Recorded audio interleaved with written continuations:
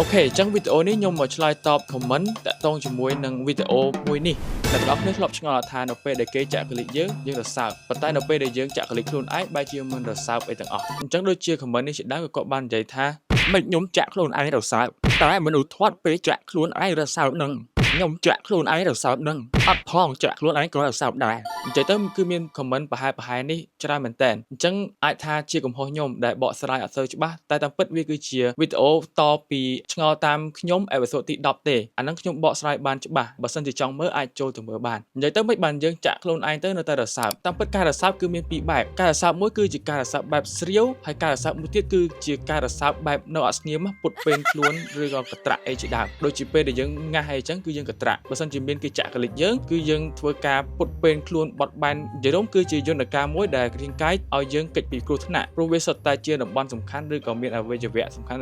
ដែលមានសរសៃឈាមធំនៅពីក្នុងនោះបើសិនជាឆ្លើយថាមិនបានយើងចាក់ខ្លួនឯងទៅនៅតែរសើបហ្នឹងយើងគាត់ណារសើបវាថាមានអារម្មណ៍ថារសើបតិចតែវាមិនមែនដល់ថ្នាក់រសើបបែបពុតពេនខ្លួនរសើបបែបកត្រាក់ឬក៏រសើបបែបទ្រាត់បានណាហើយមួយទៀតតាក់ទងជាមួយនឹងការអង្អែល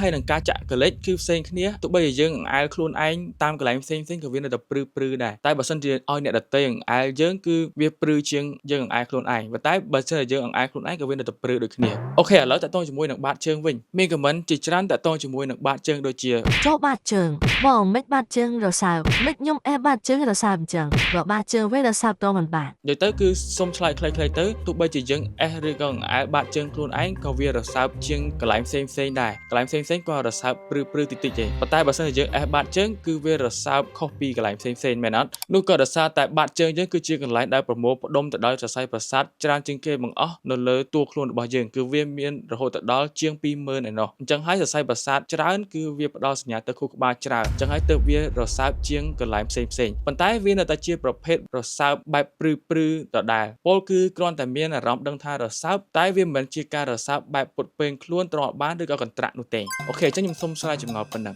ចាំខ្ញុំនាំអ្នកឲ្យឆ្ងល់តាមខ្ញុំនៅវីដេអូក្រោយទៀត